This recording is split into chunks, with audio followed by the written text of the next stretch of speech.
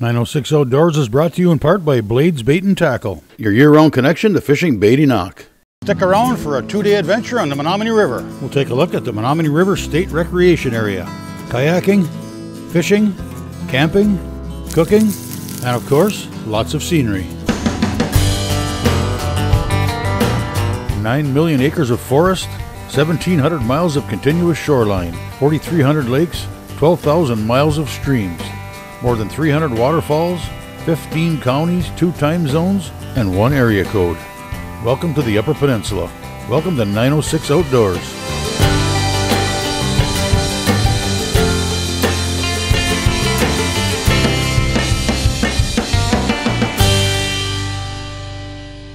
"906 Outdoors" is brought to you by Cooking Wild Seasonings. Make it fresh, make it yours.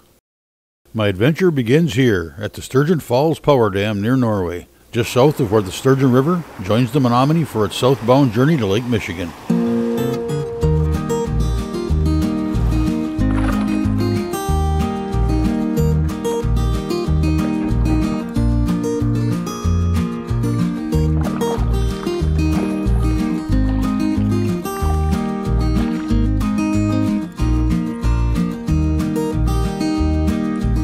The plan? A 2-day, 23-mile trip ending up at the campground near the Chalk Hills Power Dam. On day 1, I'll travel the upper stretch, ending up at the Sturgeon Bend Park Campground, where I dropped off the Yellowstone. I'll also be meeting my wife Patty there, who will join me for day 2 of the trip. The journey will take me through the Menominee River State Recreation Area. The Menominee River State Recreation Area began in 2011 with the purchase of 2,354 acres of We Energies land along the Menominee River, and now encompasses nearly 10,000 acres of public land along the 17-mile stretch of the river. Back in 2014, I sat in on a meeting held by the Department of Natural Resources of both Michigan and Wisconsin to discuss the draft plan for the project, which is co-managed by both states. We're looking again at what recreational opportunities exist, how people are using it, and we're trying to implement improvements so that it's a better experience both now and into the future. There are 3 units in the park: the Piers Gorge unit, which is upstream of my downstream route, the Quiver Falls unit, and the Menominee Falls unit.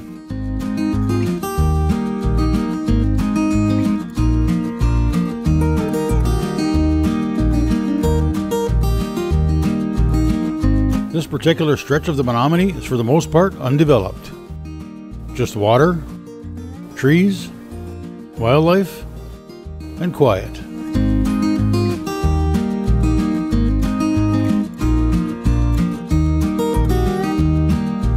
My first stop, one of the 4 remote canoe campsites found on the Wisconsin side of the river, Stony Hill Campsite. The sites are for groups of 6 or less and available by reservation. At each site there are benches, a fire ring, a clear spot to pitch a tent, and a primitive bathroom. My reason for stopping was not only to stretch my legs, but also for a bit of scouting. I'm hoping to work in a remote camping overnighter on the Menominee River sometime in the near future. It was also time for a quick lunch.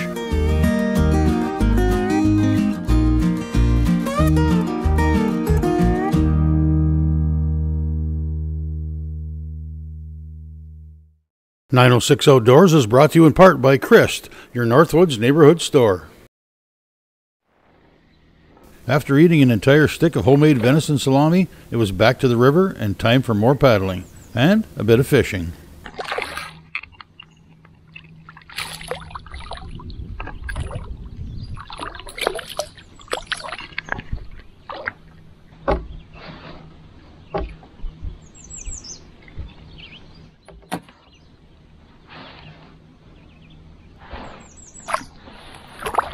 The campground was still about 9 miles away.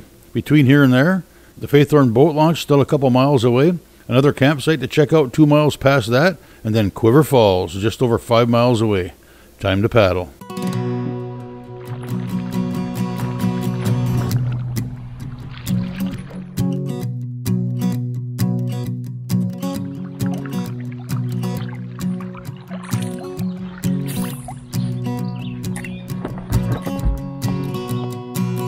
The Faithorn boat launch. 6 1/4 miles down, 7 1/2 to go to the campground.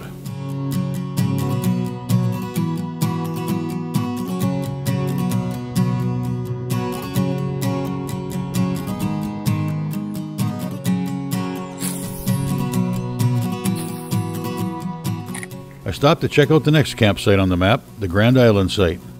Much the same as the first. Benches, fire ring, and a nice view of the river. Another perfect spot to simply sit and watch the river go by.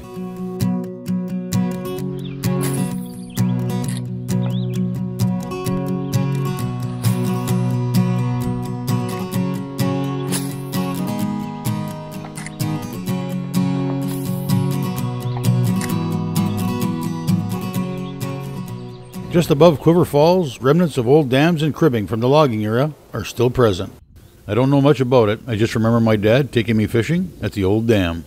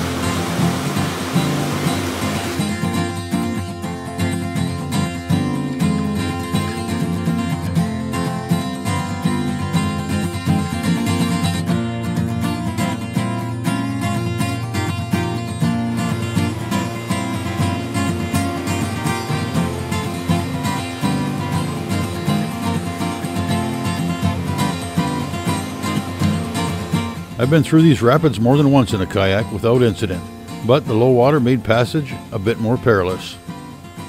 I stared at it for quite some time, but eventually the thrill of the ride was overtaken by the concern of the cost of the camera gear in the boat, as well as the vision of me swimming after our runaway kayak. So I reluctantly portaged around.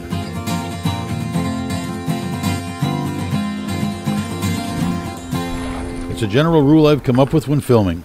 Consider how long it should take to get from point A to point B, and double it. It's a good rule, and fairly accurate. It's a shame I just can't get myself to use it. With the time it took to portage and film Quiver Falls, along with my constant urge to simply coast and take in the scenery, I found myself a bit off schedule. So I was forced to put away the fishing rod and make a steady 3-mile paddle for the campground.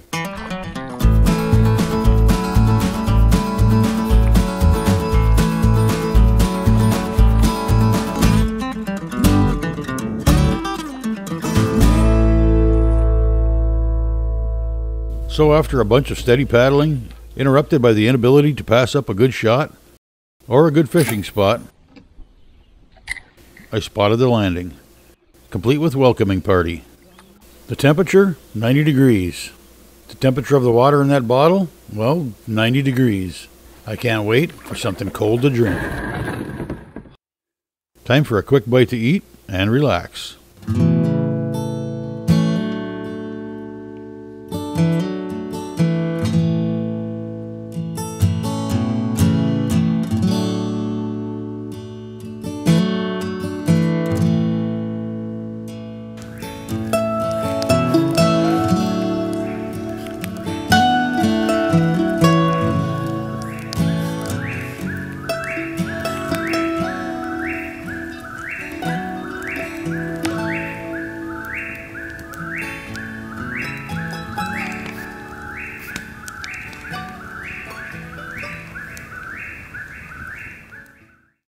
Today's show is brought to you in part by Rapid River Knife Works, home of Michigan's largest custom knife factory showroom. Day 2 starts with breakfast.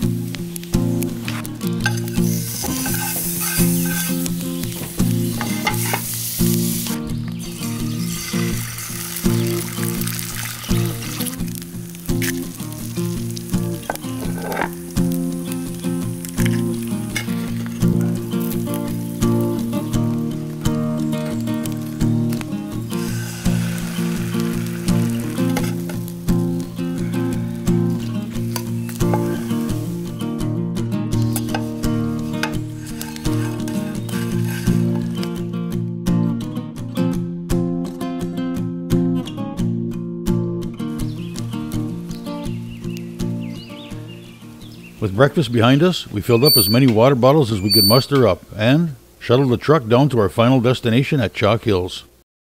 Then it was time to hit the water. That's Menominee Falls. If my kayak goes through it, I won't be in it.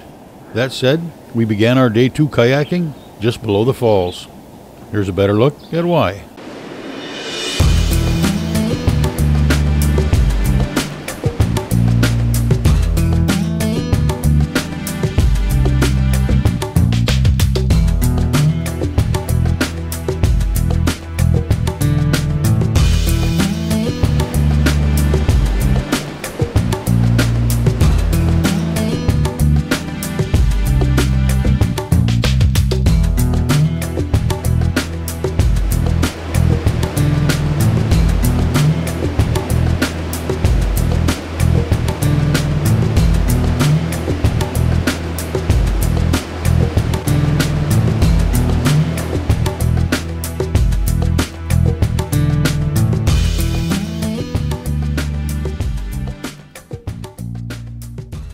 Today's journey, about 6.5 miles to Chalk Hills. This section of river is different than yesterday's section, a bit more inhabited. I spent a considerable amount of time on this portion of the river, filming fishing shows with Mike Mladnick. Now if I could just remember where those good spots are.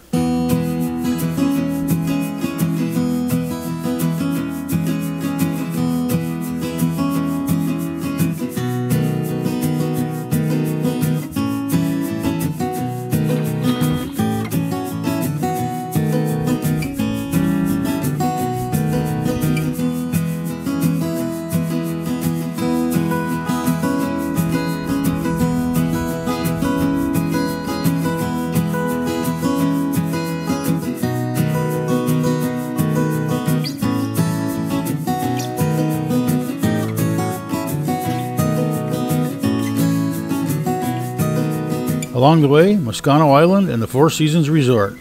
It's 90 degrees. Stopping in for a cold margarita sure sounds good right about now.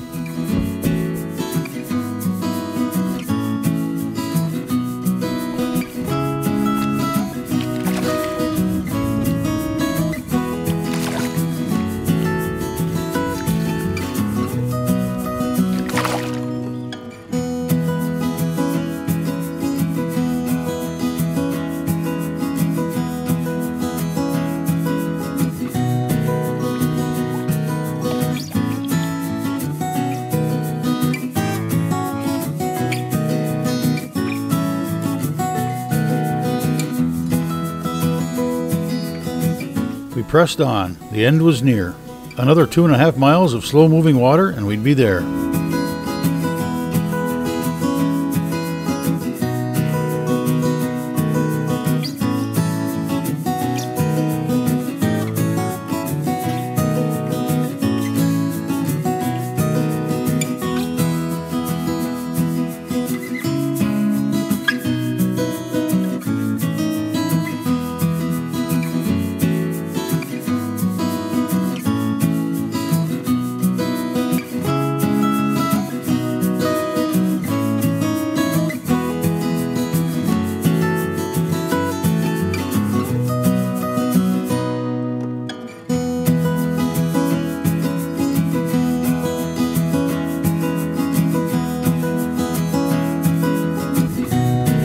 The wind picked up a bit, just strong enough that if you stop paddling, you're going the wrong way.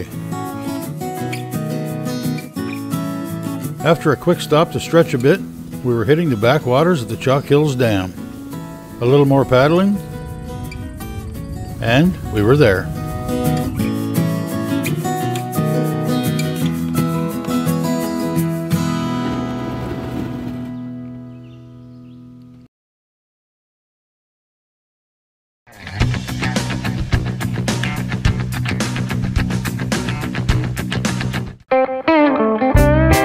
It's time to make you hungry. Brought to you by Cooking Wild Seasonings.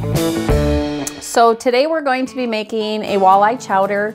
I've got some bacon and I'm going to take this out and drain it, and then we're just going to pour a little bit of this right in here. Season my walleye with a little bit of just Old Bay. Chop up some onions and some celery and get our chowder going. So we're just going to get this fish in here real quick. these. There's some nice small pieces here.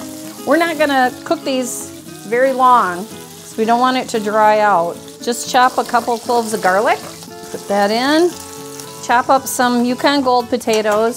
So I'm gonna add our potatoes, and I'm gonna add some vegetable broth. And I'm gonna bring that up to a boil, and I'm just covering the vegetables there. So I'm good, and it's just kind of breaking this up a little bit into big chunks here. We're gonna do a little bit of thyme, and then I like to toss in just 1 bay leaf. Just a russet that's already shredded, and I've had it soaking in cold water. We're just gonna put a little bit of that in. And this is gonna be our thickening agent. We're gonna take the bay leaf out, and I'm going to just blend this. I'm not gonna blend the whole thing. We're just gonna do a little bit. Okay, that's all we wanna do. We're gonna add our half and half. We've got about 1.5 cups in here. That's gonna give you the nice fat mouthfeel. And then I'm gonna add just a little bit of heavy cream too. And that'll make it really nice and creamy. About 1/4 cup. And there again, at the end, you can kind of, depending on how thick it is, add a little bit more if you want to. We just wanna simmer it. We don't want to bring it to a boil because we don't want that heavy cream to break. Now we're gonna stir in the fish. We wanna add this right at the end because we don't want it to totally break down. Ladle it up in the bowls, and then we'll top it with the green onion and the bacon. A little bit of parsley. And there we have our walleye chowder.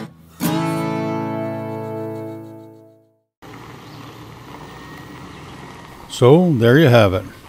The kayaking journey was over, and it was all I had hoped it would be. Peaceful, interesting, scenic, and not only relaxing, but refreshing too. And there's still a lot more to experience. More campsites to check out, hiking trails, and a lot more river. The Menominee River has always been one of my favorite UP destinations. It's wide, it's narrow, it's fast, it's slow, it's loud, and it's silent. It's also a world-class smallmouth fishery.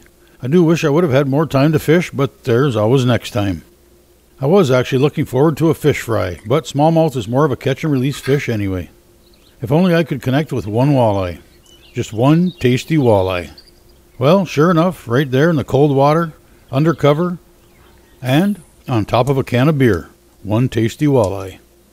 I can't think of a better way to close the day than a fish fry.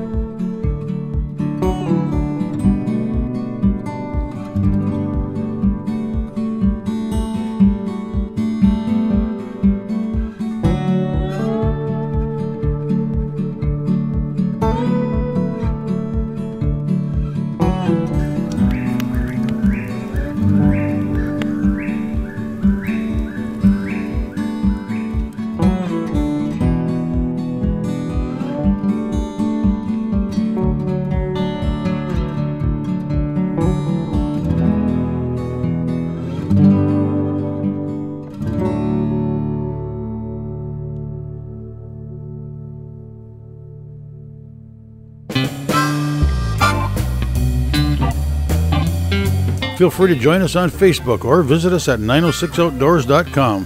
And while you're there, be sure to sign up to get on the 906 Outdoors email list. We'll send you an occasional email with tips, recipes, and more. You'll also be eligible for giveaways just for being on the list. Thanks for watching, and we invite you to join us next week for another adventure right here on 906 Outdoors.